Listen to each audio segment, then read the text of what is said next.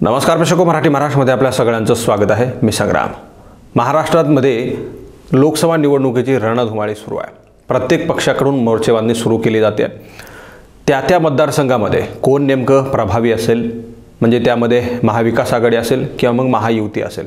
आता महायुतीमध्ये सुद्धा बऱ्याचशा अडचणी निर्माण झालेल्या आहेत, पेच प्रसंग त्यांच्यामध्ये सुद्धा आहेत। त्याच तुलनेमध्ये महाविकास आघाडीमध्ये सुद्धा मोठ्या प्रमाणावर पेच प्रसंग या ठिकाणी निर्माण झालेले आहेत। सगळ्यात जास्त अडचणीत महायुती आहे, कारण महायुतीमध्ये जे काही आयात झालेली लोक आहेत इतर पक्षांमधून, त्या लोकांना उमेदवारी देण्यापर्यंत कशा प्रकारे यशस्वी भारतीय जनता पार्टी ठरते हे पाहणं महत्त्वाचं आहे। कारण जे काही बाहेरून आलेली लोक आहेत त्या लोकांना काही शब्द दिलेले आहेत, काही आशेच आलेले आहेत। मात्र ज्या ठिकाणी त्या जिल्ह्यामध्ये जे बाहेरच्या पक्षातून आलेली लोक आहेत आणि त्यांच्या जिल्ह्यामध्ये फार मोठा प्रभाव आहे, तिथे दुसरा उमेदवार देणं भारतीय जनता पार्टीला शक्य नाही, किंवा मग ते दिला तर त्यांची जागा हातातून जाऊ शकते अशी परिस्थिती आहे। ज्या जिल्ह्यामध्ये बाहेरून आयात करण्यात आलेले जे काही उमेदवार आहेत किंवा मग जे काही लोकप्रतिनिधी भारतीय जनता पार्टीमध्ये आलेले आहेत त्यांना उमेदवारी देणं भारतीय जनता पार्टीचं कर्तव्य आहे आणि मला वाटतं ते पार पाडत असतील। आता त्यांच्या भारतीय जनता पार्टीचे पक्षाची नेमकी स्ट्रॅटेजी काय आहे हे त्यांच्या वैयक्तिक खाजगीतल्या जे काही कोर कमिटीतल्या लोकांना आहे ते त्यांना माहीत असते।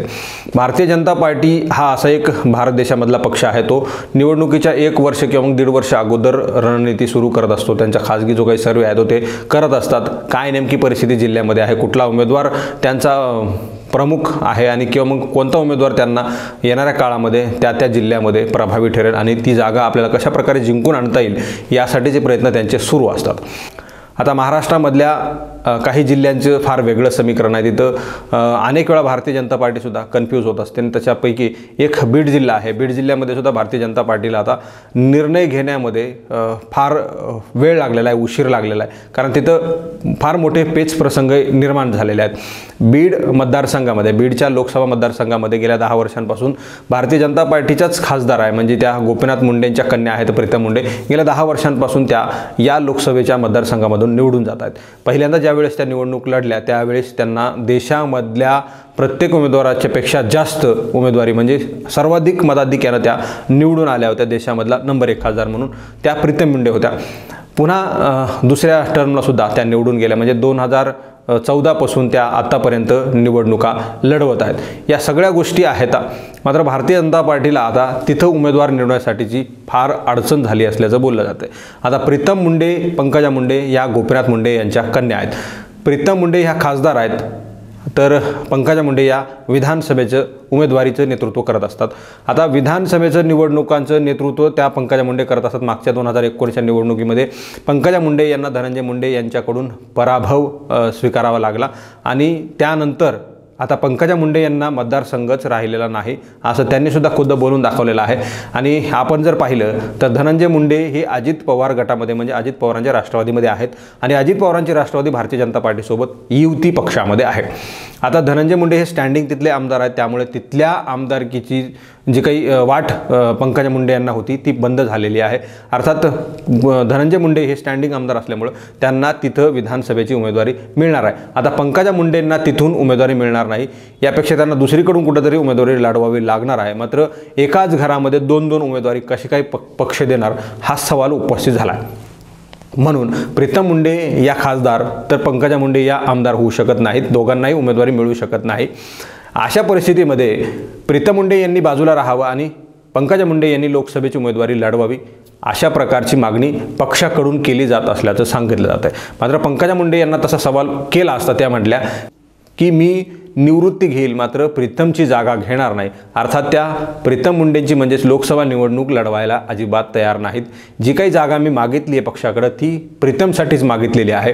मात्र प्रीतम मुंडे यांना सुद्धा भारतीय जनता पार्टी उमेदवारी देणार नसल्याचं जवळजवळ निश्चित झालं। त्यांचा खाजगीतला सर्वे आहे आणि तो सर्वे प्रीतम मुंडे यांना निष्क्रिय खासदार म्हणून नोंदवतो आणि त्यामुळे प्रीतम मुंडे यांना उमेदवारी मिळणं फार कठीण झालेलं आहे। भारतीय जनता पार्टीमध्ये फक्त प्रीतम मुंडेच नाही तर जवळजवळ 7-8 खासदार असे आहेत जे निष्क्रिय आहेत, त्यांना भारतीय जनता पार्टीच्या सर्वेमधून ते गळालेले आहेत आणि त्या सर्वेमधून ते निष्क्रिय असल्याचं निष्पन्न झाल्यामुळं प्रीतम मुंडेंना सुद्धा त्या ठिकाणी उमेदवारी मिळणं फार कठीण झालं आहे। म्हणूनच की काय भारतीय जनता पार्टी पंकजा मुंडे यांनी उमेदवारी म्हणजे लोकसभेची निवडणूक लढवावी अशा प्रकारची मागणी करत असावी, अशा प्रकारच्या चर्चा आहेत। आता तशी चर्चा असेल तर ठीक आहे, मात्र जर भारतीय जनता पार्टीला प्रीतम मुंडे नको आहेत, पंकजा मुंडेही नको आहेत, मात्र त्यांचे मतदार हवेत असा जर मनसुबा भारतीय जनता पार्टीचा असेल तर त्याबद्दल काही वावगं ठरणार नाही, कारण तसा मनसुबा त्यांचा असू शकतो।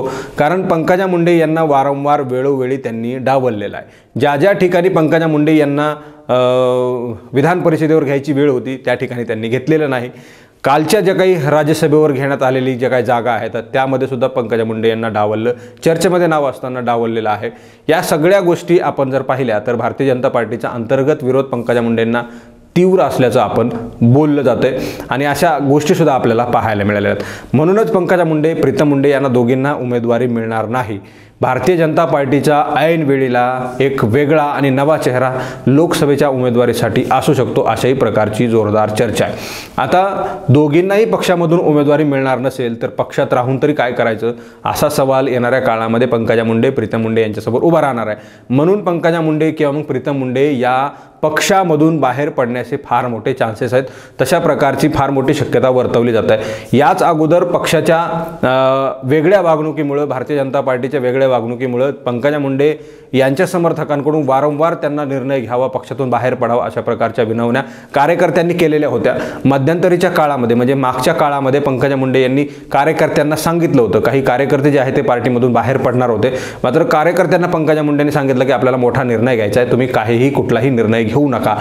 मग जर पंकजा मुंडे यांची निर्णय घ्यायची हीच ती वेळ आहे का असाही सवाल या ठिकाणी उपस्थित झाला आहे, शंका तशा उपस्थित झाल्यात। प्रीतम मुंडे यांना जर उमेदवारी नाही दिली आणि पंकजा मुंडे यांना ते निवडणूक लढवायची नाही तर दोघेही पक्षामधून वेगळ्या होऊ शकतात। अर्थात प्रीतम मुंडे या लोकसभेसाठी उमेदवार असतील, मात्र कुणाच्या तर महाविकास आघाडीच्या उमेदवार असतील अशा प्रकारची चर्चा बीड जिल्ह्यामध्ये जोर धरून आहे।